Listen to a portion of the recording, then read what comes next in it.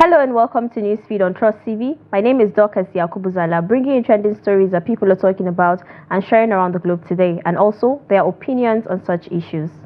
Tinubu justifies reintroduction of old National Anthem. Abia government places 25 million naira bounty on killers of soldiers.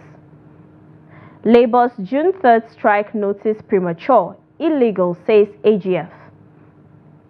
Mexico elects Claudia Sheinbaum as first woman president.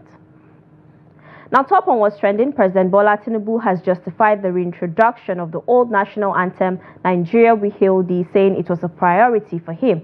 Tinubu had signed a bill bringing back the old national anthem in a move that triggered criticisms from several quarters.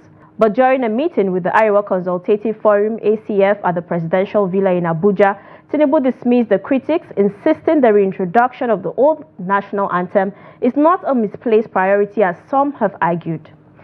Now, someone said, misplaced priorities. It's so wrong to impose decisions on citizens. First, the subsidy is no more. Second, the naira is devalued. And now you're taking the country back to what it has left behind. Instead of focusing on symbolic changes like the national anthem, the government should prioritize addressing the economic challenges facing Nigerians. We need policies that will create jobs, stabilize the economy, and improve living standards. Education, healthcare, and infrastructure should be at the forefront of the government's agenda, not a return to an outdated anthem. Another person said, your priority should be poverty reduction and security, not national anthem. Another netizen said, President, indeed, what a great achievement. Let us clap for you and raise you to the high heavens. Priority indeed. Now, still talking about the national anthem, a trending video has surfaced online showing Aisha Yesufu, an activist, refusing to stand up for the national anthem. She posted the video on her X account with the caption, "Not my national anthem." Take a look.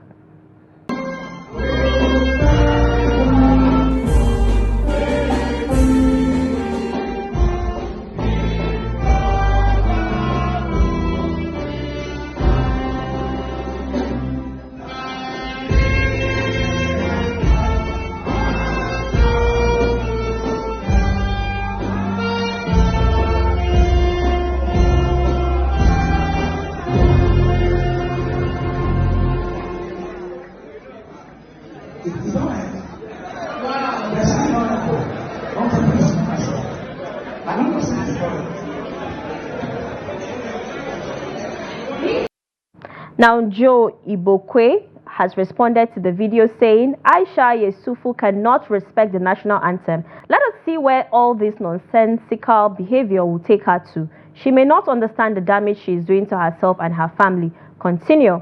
But Aisha didn't ignore the response as she said, Joe Ibokwe should please call a family meeting and ask them to speak freely and tell him if they are not ashamed of who he is. We'll take another response from Obi Ezekwesili. She said, at Aisha Yesufu, definitely, hashtag not my national anthem, as I already publicly conveyed. In my case, whenever and wherever the national anthem is called for, I shall continue to sing Arise, O Compatriots as my national anthem.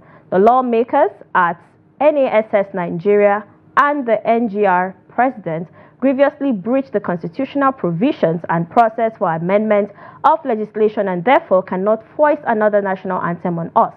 I refuse to join them in the kangaroo act of violating the constitution. Nigeria is a constitutional democracy and must be so governed. Still talking national anthem, Nigerian women's freestyle wrestler Odunayo Adekoroye has decried the burden of learning the new national anthem and practicing new techniques while preparing for the 2024 Olympic Games in Paris. The 30-year-old shared her thoughts on Instagram on Saturday, joining the elongating list of Nigerian athletes who have expressed reservations about the reintroduction of the old anthem that was discarded for the second time long before they were born.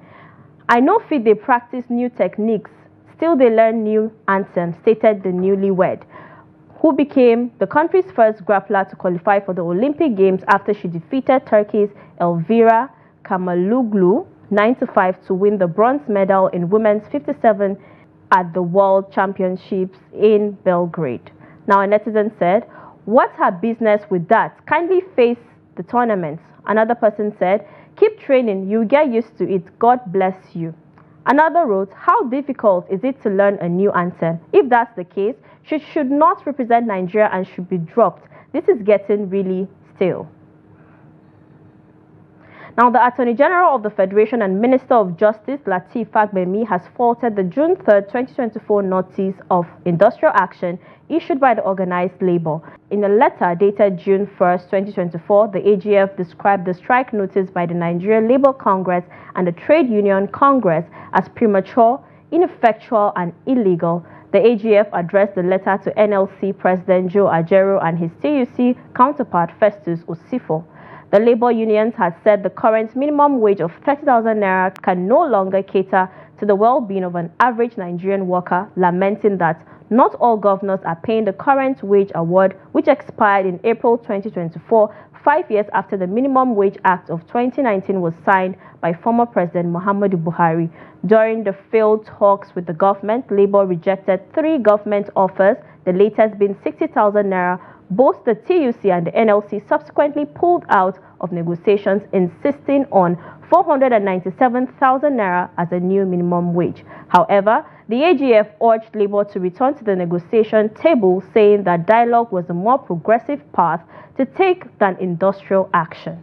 Now, a netizen said, the dollar went up prematurely, it was accepted. Subsidy was removed prematurely, it was accepted. Cost of things went up and is going up prematurely, it was accepted. But Labour called for strike for you to increase minimum wage. You said it's premature and you won't accept it. Chai, but I don't really pity most of you, and you know why. Another person said, the call for strike by organized labor is unnecessary, more so when negotiations are already ongoing. It will only worsen the economy and bring more hardship for the masses. Government is willing to reach a wage agreement that can be payable by all employers of labor. Another person said, bring down the price of commodities to reflect the 60,000 naira the government wants for minimum wage. How does it make sense that a bag of rice would be 90,000 naira and minimum wage is 60,000 naira? Now, the Abia state government has placed a 25 million naira bounty on the killers of 5 soldiers in the Aba area of the state and also condoled with the Chief of Army Staff, Taoreed Lagbaja, over the incident. Gunmen on Thursday stormed the military unit in Obi Kabia Junction, Ogbo Hill area, and also burned the unit as well as a patrol van parked in the unit. Some soldiers were alleged to have escaped the attack by the gunmen. A day after the incident, the state government described it as unfortunate and prayed for the repose of the souls of the gallant soldiers who died on active duty. Now, someone said, give the money to the family of the victims. Another person said, 25 million naira is too small. Make it like 100 million naira. Under 3 days, you will see the results. Another person said, someone was murdered in cold blood and all I can see are all this. Where is our conscience? Are they not humans? Don't they have families? Well, that place should wait to hear from soldiers. Checkpoints are necessary in every city. Why attacking them for nothing? Now let's take a short break, and when we come back, you get to see how a young girl schooled people on the importance of praying. Stay tuned.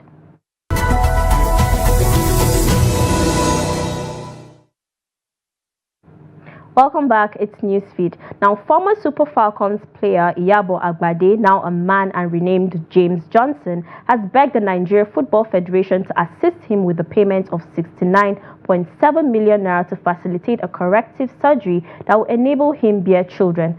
Johnson, a confirmed hermaphrodite, was a member of the Falcons from 1997 to 2000 and successfully underwent a sex change operation in the United States in 2004, courtesy of the then Minister, Federal Capital Territory, Malam Nasser El-Rufai. This came after a series of failed attempts to correct the abnormality that led to his being dropped from the women's national team. A hermaphrodite is a person or animal with both male and female organs. While it is common with animals, it is rare in human beings. Now, someone said, poor him, may you get all the help you need. That's so not her fault. Another person said, I feel so sad for him, he should do a GoFundMe. Another person wrote, I never knew there were hermaphrodites in Nigeria. May God help him get the money. Must have been very difficult for him to handle, even interfering with his career. God help him. Now, a video of a young Muslim girl talking about how prayer is a powerful form of communication between you and your creator has made the rounds on social media. She further encouraged people not to see prayer as a chore, but a means of communicating with God. Take a look. I heard you pray 5 times a day. Yes. 5? Yes. You're Muslim? Yes. And you pray 5 times a day? Yes. Sometimes you don't feel like, mommy and daddy sleeping, I'm not praying, Joe. No. Oh, that's good. Prayer is more like a conversation with God. So you should not see it as someone's forcing you to pray. Okay. Because they're doing it for you. They're telling you to pray for you. For you. My parents didn't enforce it on me, They told me why. And I see that the why is very important because it's the driving force of everything we do. So I see that if I pray, I'm going to talk with God. And God is the Almighty. He can do anything that I pray for as long as I'm praying to Him to do it. And I try to talk to my younger ones about it too. I'm like, you see that toy you were telling me about a few days ago? Why don't you pray to God to grant it for you? Because before you ask mom and dad, it's God that gives them the power and the ability and the strength to be able to get it for you. All right. So why don't you go pray right now, huh? Now, someone said, I applaud her mom. May God give us the grace and wisdom to raise kids like this. Another person said, her parents understood the assignment they have won in life. Another wrote, morals, don't force kids to do something. Tell them why they should do it. Now, Rob Burrow, who was diagnosed with motor neuron disease in 2019, has died at the age of 41. The Great Britain Rugby League legend, who has a wife and 3 children, had lived with the disease for nearly 5 years. In 2022, Burrow was honored with the Helen Rolason Award at BBC Sports Personality of the Year ceremony, along with ex-Leeds teammate Kevin Sinfield. He was given the award for relentless fundraising and raising awareness of MND while battling the illness himself. Now, someone said, fly high, Rob, far too young. Another person said, rest in peace, a hero. Another wrote, cheers for the memories, Rob, rest in peace. And now in Mexico, Claudia Sheinbaum has been elected as Mexico's first woman president in a historic landslide win. The former energy scientist said that she will continue to build on the advances made by outgoing President Andrés Manuel López Obrador. Her supporters are celebrating at the Zocalo, Mexico City's main square, waving banners reading Claudia Sheinbaum, President. The election campaign has been marked by unprecedented levels of violence, which local media attribute to the growing power of organized crime. More than 20 candidates have been killed and hundreds more have been threatened. Now, someone said, with so many powerful drug and human trafficking cartels in Mexico, I wish her safety and success. Another person said, as a Mexican living in Mexico, this is an absolute disgrace, coming from a political party that takes away freedoms, denies problems, and divides people with hate and tell you to believe them and not your eyes or logic. This is not good at all in the long run for us. Another person said, so proud to have an intellectual as our first woman president. And now to a funny video of how to allegedly make a woman happy. Take a look. No. You okay? No. You're not okay? No. You want a snack? Yes. Food? Yes. You okay? Yeah, I did. You fine? Yes. And that's it. You're up to date with trending stories across the world. Follow us and subscribe to all our social media platforms: Facebook, YouTube, Instagram, and X. Until next time, goodbye.